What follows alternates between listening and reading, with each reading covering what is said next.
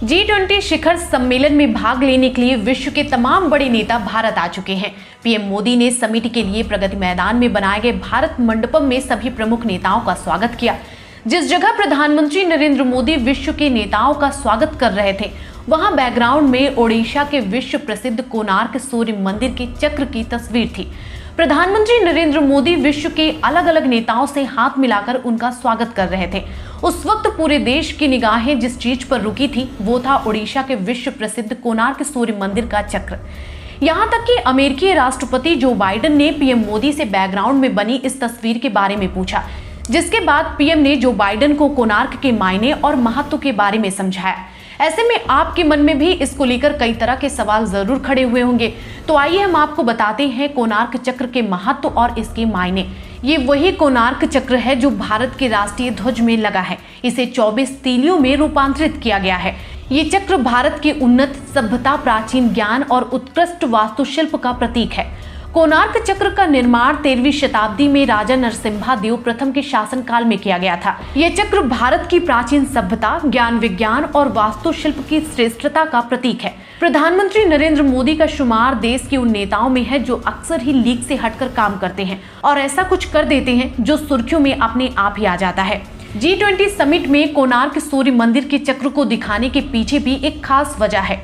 आपको याद होगा, ऐसे तमाम मौके आए हैं जब किसी पर्यटन स्थल की ब्रांडिंग के नाम पर हमारे नेता ताजमहल को क्रैश करते थे।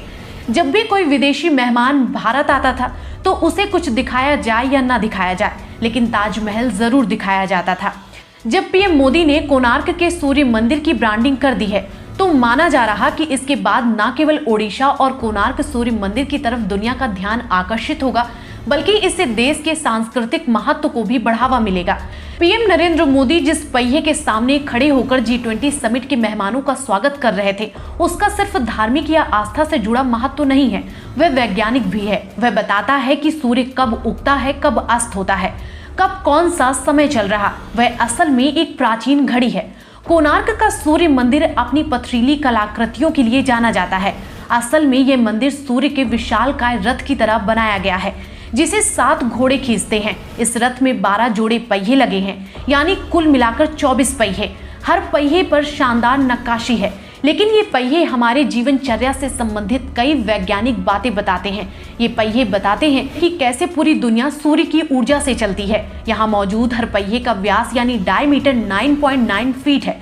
हर पहिए में 8 मोटी और 8 पतली तीलियां हैं। ये पहिए कोणार्क के सूर्य मंदिर जाने वाले लोगों के लिए हमेशा से आकर्षण का केंद्र रहे हैं। अब आइए समझते हैं कि ये मंदिर इतना खास क्यों है, ये पहिए हमारे लिए इतने जरूरी क्यों हैं।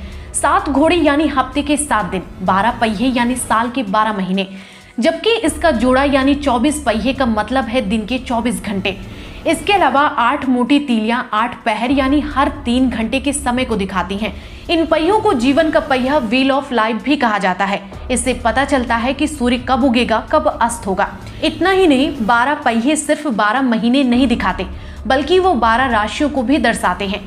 इसे कानून का पहिया, व्हील ऑफ लॉ भी कहा जाता है। अगर पहियों के एक्सल के बीच में उंगली रखते हैं तो आपकी उंगली की परछाई आपको एकदम सही समय दिखा देती है।